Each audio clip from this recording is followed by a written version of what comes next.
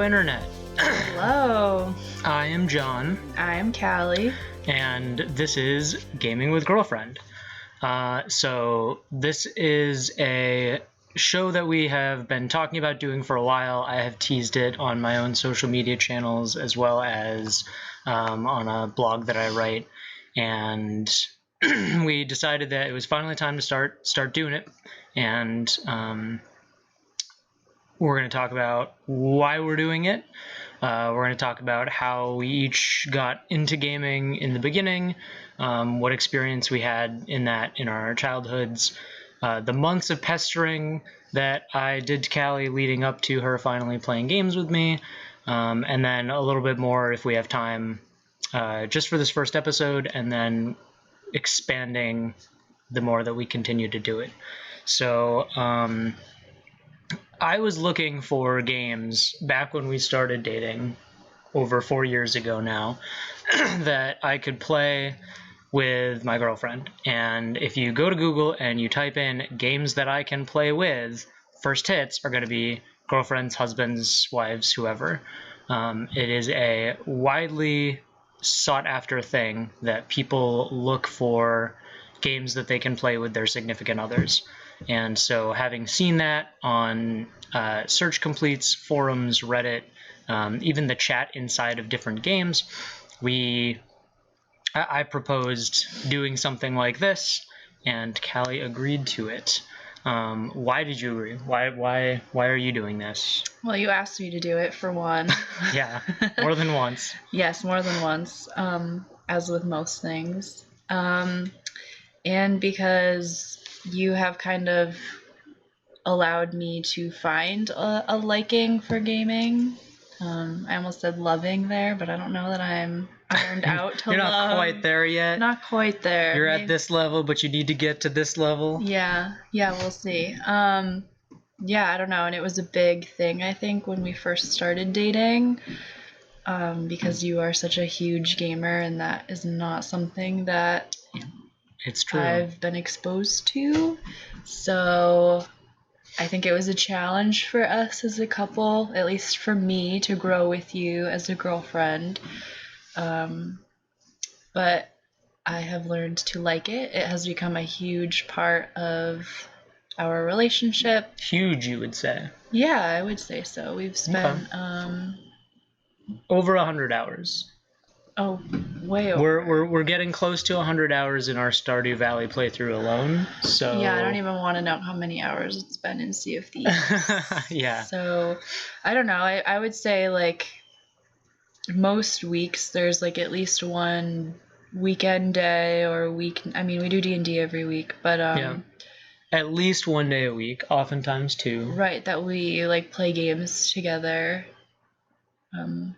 So yeah, that's why I'm doing it. I think it's important for couples to have something to do together, and I think so many, and I don't want to like gender stereotype here, but I think so many like male to female relationships, there are a lot of guys that are gamers, and the girlfriend is like stuck, like sitting there on the couch, like watching him play a game, looking at Instagram on your phone, right? And like, I don't know, listening to like Call of Duty gunshots. So yeah, that's a big reason. You also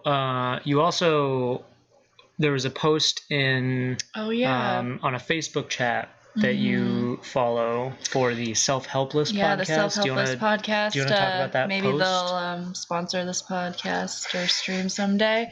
But yeah, so there's a private Facebook group that I'm a part of, and I don't exactly remember the like story about why I had made a post, but something about like overcoming your partner being like really into gaming and you not being into it, and how like I made a post about me kind of overcoming that challenge because it is something you love so much, and I wouldn't want to take that away from you because gaming is like a huge hobby for you. You're trying to make a career out of it. I appreciate that. Yeah, and I wouldn't ever want to take that away from you, and I know that you wouldn't do that for me of something that I really like.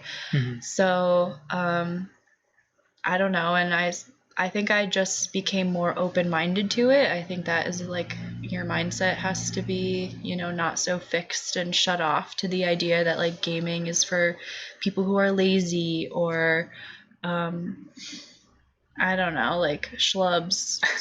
So yeah, I made a post about that and somebody had commented and was like, how did you grow to be okay with that? Like my partner games all the time and like it really frustrates me, it really bothers me. And so I had shared that I wouldn't want to take that away from you. Like, I don't know, maybe you should check into why it bothers you so much as a person. Like, is he not inviting you to play games, or have you even tried to play a game with him? Right. Because I think that was a big part of our issue is like when we first started dating and like playing games, I think like only played Diablo together really.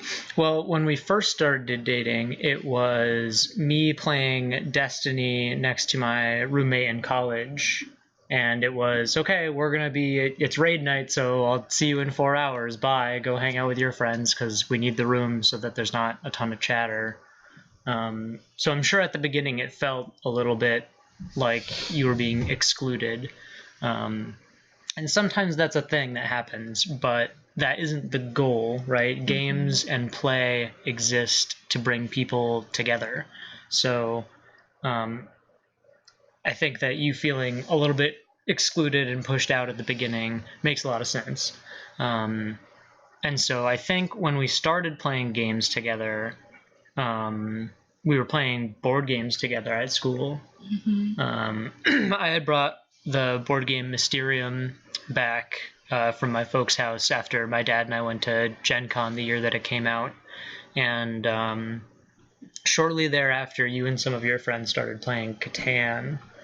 No? It was longer after? No, but we did play a mobile game, a few different mobile, like we played Elder Sign, I think. Oh, yep, okay. And also, I can't remember the name of it.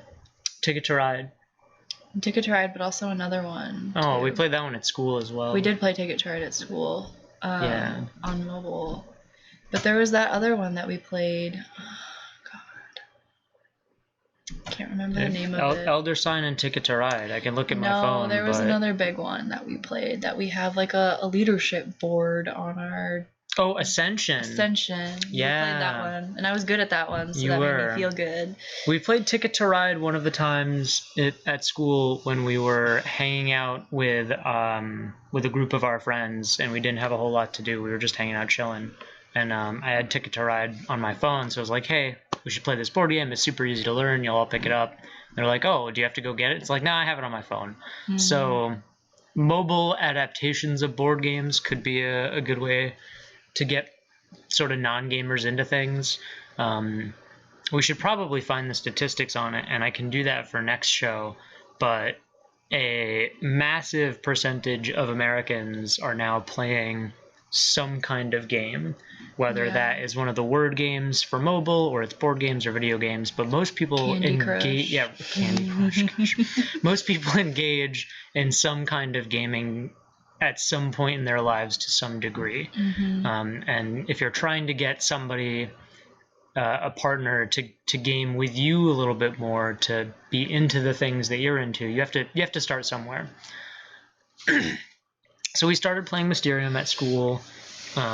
We started playing Ticket to Ride, Elder Sign, the mobile version, and Ascension. We played Ascension basically every night after we moved in together. That was like, oh, we made dinner, we picked up, we're hanging out on the couch, let's play a game of Ascension. And like you had mentioned a little bit ago, we had a chart on our whiteboard with the days of the week, and we would play 7 games in the week, and whoever won the most games won that week. And we had a how many weeks did you win tracker too for a little while. Mm-hmm. And then I think one of at least the earliest video games that you started playing with me and my family was Diablo 3. Mm-hmm. Why Diablo 3 of all games? Like, why was that what pulled you in? Was that just what we were doing? Because it was a holiday, right? I had gotten it for it was either a birthday or for Christmas. It was like the Christmas break that I came to stay with you. Yep. And we played that. quite a bit. We spent like 8 hours playing that, which We did. I was pretty, like, I don't know. It wasn't super hard.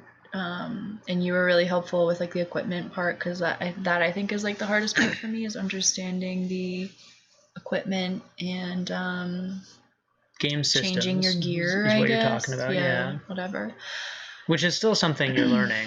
I mean, Yeah, if we were no, to play Diablo today, it wouldn't be something that you would pick up in a heartbeat. No, but it wouldn't take me forever to figure out how to play it again either.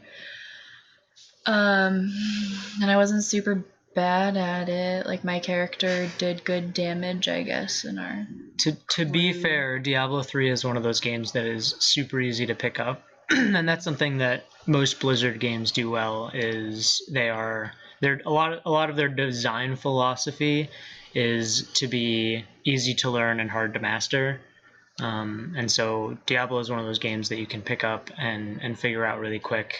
And it's not, if you're playing on an easy or a normal difficulty, it's not, I don't want to say it's not challenging at all, but the game at that point is really built to just push you through the story, and you don't have to have a lot of the like manual dexterity pieces to it, which I think is a deterrent for a lot of people. And then the first game that I got you to play on your own was Skyrim. Mm-hmm.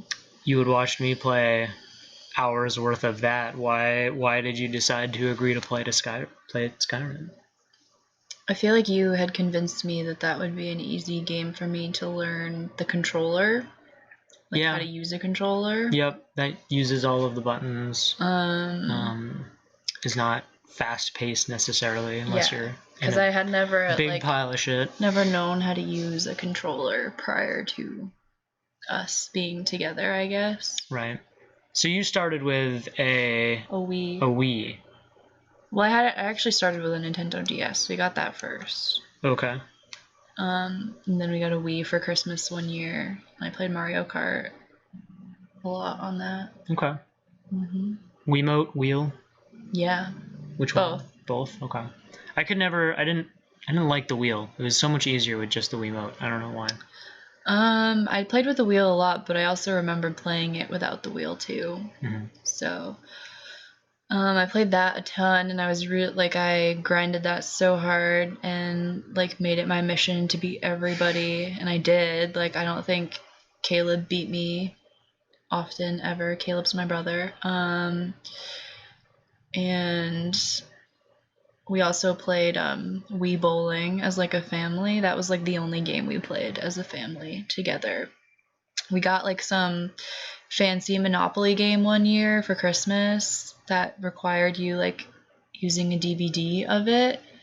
I think it was like Monopoly Typhoon or something like that. And we only played that one time. And I remember it being a good time, but we never played it again.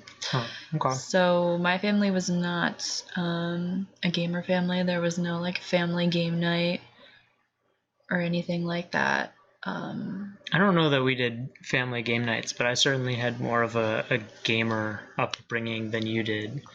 I mean, I was sort of destined to be a nerd at birth. Like, there's the picture of me as a 1-year-old clacking away on my dad's Commodore 64. And I, because everyone knows what that is. Most people who would identify as a nerd will either know or go find out what a Commodore 64 is. But some of my earliest gaming experiences were Pokemon Yellow on a Game Boy Color, which I still have in a fireproof safe in my parents' house. And then I sort of grew up with that. My cousin Sean got us a GameCube and Smash Bros.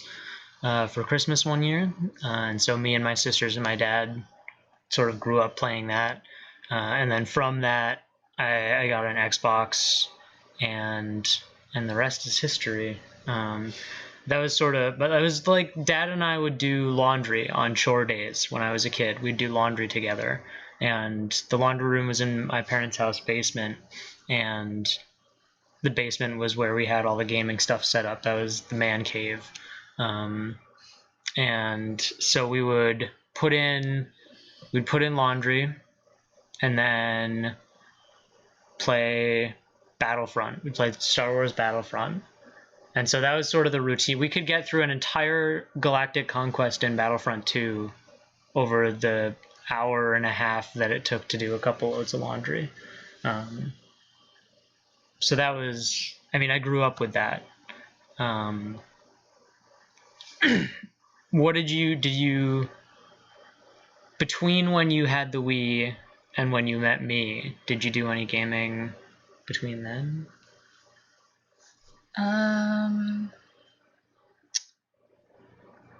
There was like Cards Against Humanity and Apples to Apples. Okay. All right. That counts. They do count. But we also, I don't know, my friends all had Wiis too, and we would play like Just Dance, but that's not really a game in my opinion. No, that counts. I think Nintendo especially did a really good job of introducing people into home gaming. Yeah, we would have like Just Dance parties, and there was a stupid thing at my high school called Lockdown where you would spend the night in the high school. They probably shouldn't call it that anymore. I don't know if they still even do it because it's kind of inappropriate. And people would do inappropriate things, but it's not very PC, bro. Right. They had a bunch of different like stations and things for people to play games, and there was one room that had Just Dance in it, and that was like the most popular room, and even if you didn't have a controller, like people were still like dancing along with it too. I mean, that's one of those games that you can have fun watching that were before the time that streaming was really popular. And so I bugged you for months, and I hate to say bugged, but I really did. It was bugged, yeah. It was bugged. There were definitely times where I could tell that you were annoyed. But it was something that I was really into. It was something that I grew up doing. It's something that, you know, if I could design even like board games for a career, that would be phenomenal. And I don't like to call myself an amateur designer since I haven't published anything, but since you've been with me, you know that I have worked on stuff like that and ran ideas by you. Play tested a lot of games. Yep. And so far early on, it was Diablo 3 and Skyrim. And I think Skyrim was the first game that you had like played and beat all the way through. I didn't finish Skyrim until like a year ago, maybe. I was so disappointed with the ending of Skyrim. Well, so it doesn't end. It really bummed me out. So but, it like doesn't... the main story of it, the main quest, the Dragonborn objective. Okay, you didn't like the Alduin fight? No. Okay. I don't know. I was just like, okay, that's it. Like, that's the end. So the point of those games, open world games in particular like that, are not to have a big climactic ending, because the world doesn't end and you don't save everybody from every threat, because if it did, then there would be nothing left for you to do. But in an open world RPG like Skyrim, there's still tons of stuff to do in that game that you haven't even looked at. Right, I know. So I mentioned this before too. If you were looking for a game that sort of has the feeling of Skyrim, then you might be interested in Dragon Quest. Not Dragon Quest. Well, maybe Dragon Quest. Dragon Age. And I've pitched that one to you. You played the... We played that? You played a little bit of that one, yeah. Andy McHine ZZZ asks, do you play Forza Horizon or Motorsport? And I do not play racing games. I've never heard of that game. I'm sorry. I have Forza on the Xbox, but I don't play it. I love racing games. You like Mario Kart. Yeah, but I like other ones too. Like, I don't know, those stupid ones that are at arcades and stuff. I always play those if I play anything at an arcade. Sure. and skee ball. And we've played Mario Kart together. I think Nintendo games and Mario games in particular are just simple in nature, just by design. And so, like, you've only got, move, throw your item, and strafe if you play manual. So, 3 buttons is not super complicated. No, that's why I liked it. Right. And then I think Skyrim was a good intro for you. I think that let you... I really like it. I think that let you learn how to use all of your hand to do something in a game. It's a game that uses every button, but it's not something like Diablo where you sort of have to know, okay, I have to click these 8 things in a row together to be doing my rotation. And as soon as we got to endgame in Diablo and started talking about armor sets and getting sort of more nitty-gritty into the min-maxing with stats and rotations, you were sort of checked out a little bit. And we haven't gone back to that since, actually. Although, if you haven't watched it, go watch the Diablo 4 release trailer, and that looks... Oh, I'm so excited. I'm so excited for Diablo 4. It's been a long time coming. There is still a long wait to be had. But it's going to be good. And you're going to play that one with me, right? Probably. Okay. If you buy it. I'm sure one of us will. Speaking of games to buy, you were the one who wanted to buy Borderlands 3. So... Haven't bought it. I have not yet played it, although we've played through... We're almost done with Borderlands 2. We've got to be almost done it. I have not ever finished it, although I've played it. I've started playthroughs a couple times in the past. And was trying to talk to Callie about getting her into a first-person shooter. I have played Destiny and Halo and Rainbow Six Siege and Call of Duty. Not a huge fan of Battle Royale games, so probably not going to talk about that very much. But in trying to find a first-person shooter and FPS game to get you to start trying, I figured Borderlands 2 would be a good starting place because it has sort of a goofy tone to it, and it's extremely forgiving.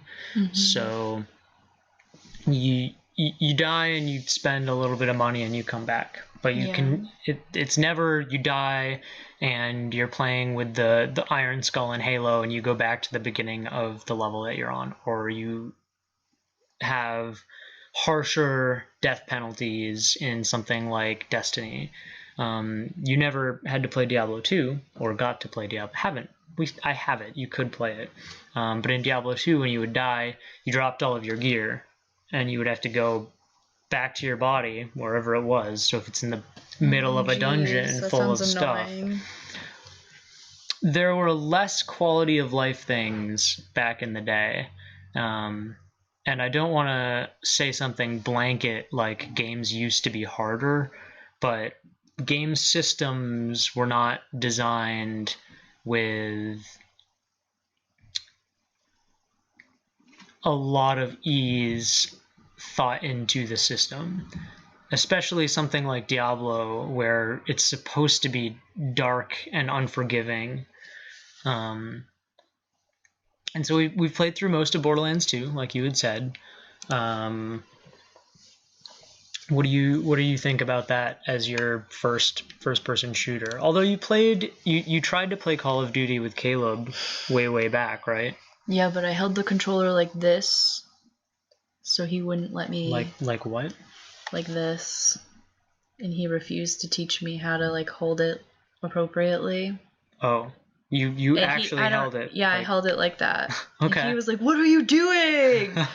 And I don't even remember playing Call of Duty, to be honest. I just remember like from that experience being like, oh, I can't hold the controller correctly, and my brother, all he does is shoot people and throw grenades, and this game is horrible. Borderlands 2 is like funny and It does. silly. It has a good sense of humor. Yeah, I don't know. I really enjoyed it. Like I remember being unsure about it, and then when we first started playing it, like was great. So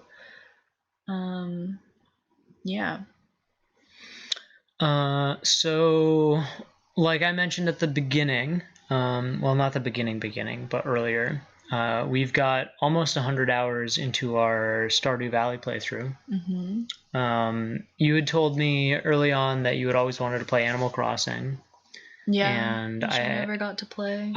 That's false. You got to play a little bit of Animal Crossing Wild World, which I have on Nintendo DS. So you played a little bit of that, but it was a pretty progressed playthrough, and you didn't really get to grow up with the world very much. But Stardew Valley sort of hits that niche. You're making relationships with people, you're managing a farm, building up a house, that sort of thing. So I can ask you why Stardew appeals to you, but I feel like I just explained that for you. Yeah, and I play Heyday. Yep, which it's is your a mobile game of choice. Yeah, it's a mobile farm game. It's not like Farmville. I think it's better. It's a little like Farmville. But Stardew Valley is awesome, and you can mine for crystals, and crystals are something I enjoy in my personal life. Real life. Real life, yes. Oops. Don't. You're good. And you can fish, and I love fishing in games for some reason. It's like one of my favorite things to do. Oddly enough. Should just like get a fishing simulator game, I guess. If you want Fishing Simulator, we'll play Sea of Thieves, and you can play Fishing Simulator while I'm pirating. Yeah, I'd rather play Sea of Thieves probably. But so yeah, games that we are playing currently together are Stardew Valley, Sea of Thieves. How did I get you into Sea of Thieves?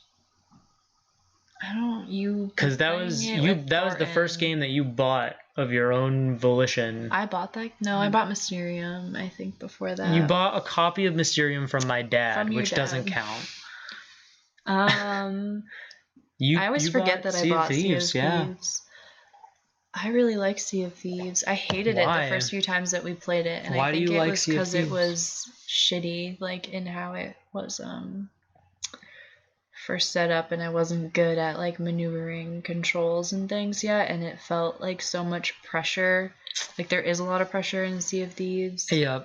So it's faster paced compared to Skyrim. The controls are relatively similar, as most games tend to be nowadays, but it is faster paced. It is higher risk. It's not just you that's involved. And it's not like Diablo where if somebody dies, other people can sort of keep on going until they can spawn back. In Sea of Thieves, if you die, now I have to do the work of two people, or if I'm playing with my friend Thornton and somebody dies, we have to change up roles really fast. And Sea of Thieves is very unforgiving in that if you sink, you lose all of your stuff. Right. So, which sucks because you spend so much time playing, and we've gotten a lot better at it. But that pressure that you felt at the beginning was too much. It was me and Thornton yelling at you to patch things and bail and do this and do that, and you just didn't. It was too much. Have a good sense of the game yet. But yeah, we've definitely like gotten a better handle on it. The game is super pretty. The art is really nice. That's like a huge thing for me playing a game too. I would say, like, if I don't like how it looks, why would I play it? Right. Which probably could go for anybody, but I would low-key consider myself an artist, so that appeals to me. Skyrim is a aesthetically pretty game. Pretty. Especially when it first came out. That was something that was graphically very impressive. Yeah. Sea of Thieves is a little cartoony, but I think we say it literally every time we play it, how beautiful the water in that game looks. Yeah, the water and like the sunrise and the moon and they just the constellations was super fun. They do a really good job with it. And it is cartoony, which takes like the seriousness out of it a little bit too. Perhaps. Is that a good, like, takes the pressure out of it, or the No, I don't know. There's like still the tone of it. Yeah, the tone of it is more light, I would say. Like it is Sea of Thieves, you know, like you are a pirate. And... Not Sea of Friendship, as some people would like it to be. Yeah, I think you would prefer that a bit. No. Yeah, but you don't like to be thieved on that much either, so... I mean, nobody likes to be thieved on. Nobody's sitting there like, yay, I got sunk and all my stuff is gone. Yeah. But you have to have a good attitude about it. Totally. Diablo is a well-done game artistically, but is very dark and very serious. It's kind of small. Okay. You're farther away from it. So it's not so bad that there's a pile of burning corpses. Yeah, I guess so. Okay. Might not be as obvious. So we've been talking a lot about our own experiences with sort of how we got into gaming and sort of what we gamed together. I think that it will be important to talk about. We're coming close to time here, so I don't want to start a big conversation about it. But like you mentioned at the beginning, how do you become okay with a partner, a significant other, whomever, playing games so much, or back at school saying something like, hey, it's raid night, shoo for 4 to 6 hours and I'll text you when we're done, sort of thing? Well, I think it depends on like the person that you're with too. Like if they don't try to make an effort to include you, or don't like also do other things that you like to do as well, then you might have a bit of an issue there. I mean, the whole thing is give and take. That's any relationship. Right. So I mean, I would say like the first year of our relationship, like it became kind of like a stress point at some points for me, at least, when you would like be watching esports or whatever, and I'd be like, why the fuck are you wasting time doing that? Back when Heroes of the Storm had an esport. Which maybe I'm glad that doesn't exist anymore. But now you listen to like D&D podcasts and stuff too, and right. And we play D&D now as well. We do. That's something else gamey that we can engage with each other. I think a big part of it for me is that I just didn't understand any of it, and I had no knowledge and didn't get like why someone would want to spend that much time playing a game. And when you are in college, you spend a lot of time watching boys play video games in their rooms. Like that's, I think at any age, if you aren't there playing with them and you aren't doing your own thing, you're watching. Yeah, I just remember that being like a big focal point of any time I would hang out with other guys in college. Like they were all like, I watched so much NBA 2K or whatever the hell it's called. And like my brother played FIFA and Call of Duty to no end, and so I feel like I just had like a bad start with it. Like I just didn't understand why people would play it, and you do a very good job at explaining why you like a game or how it's good for you. And it is like, it's a big part of your self-care practice, and so why would I like try to take that away from you? And there is like that give and take in a relationship where it's like, okay, if you're gonna spend all weekend playing such and such game, then like I want to go hiking next weekend or something and do something together. And we do a good job of that. So that give and take, it happens certainly more in spring and summer when we can go outside and do hikes like you do. And that was a chunk of our summer this year and last year too. It was if Saturday we're hiking, then Sunday we're playing games, and if we play games on Saturday, then Sunday we're going outside. Right. And so finding that balance, finding things that you both enjoy, doing something that your partner likes so that they will give you a little bit of their time to do something with you that you like. And even with single player games. So we will wrap up the show here soon, but if you stick around, Callie's going to be playing some Skyrim. So even single player games like that, where that was something that I wanted you to play because I knew from playing Diablo prior that you didn't like sort of the pressure. And as somebody who has a wealth of game knowledge and who can pick up a controller and figure out how to play a game in 2 seconds mechanically, and then start to think, okay, well, what do I need to do to min-max? What are the stats that are important? What's my rotation like? For you picking up a controller, it's, okay, how do I walk around and not look at the ceiling or the floor constantly? Still happens. Right. And I would still say that you're in a place of learning, but I think Skyrim was a good pick because I could help guide you a little bit from afar, but I wasn't there with you causing you stress while you figured it out.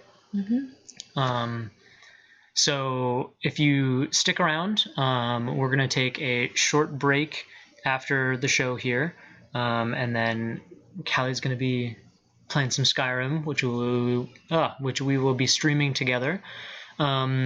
So this being the end of the show section, the talk part of the show section, we clearly have plenty more to talk to about gaming with our partners and our significant others.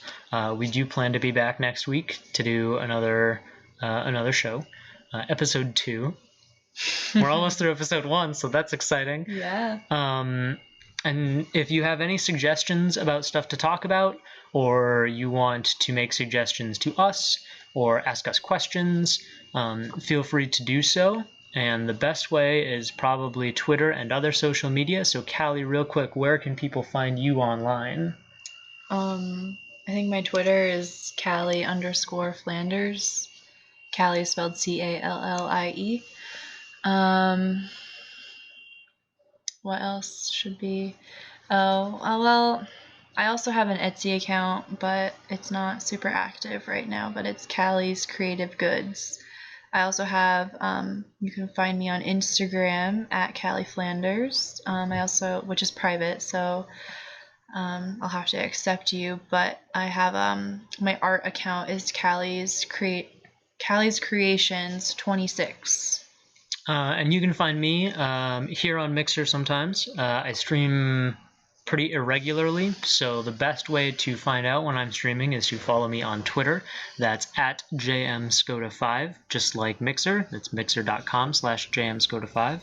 And since we're talking about gaming, I will also make a pitch for my gaming blog, which is redhoodiegames5.wordpress.com, where I write bi-weekly content for use in tabletop RPGs. So if you need a character concept or some inspiration for a character, head on over there. So if you've tuned in, thanks a whole bunch. We're going to take a short break, and then we will be back with some Skyrim. All right, we'll see you soon.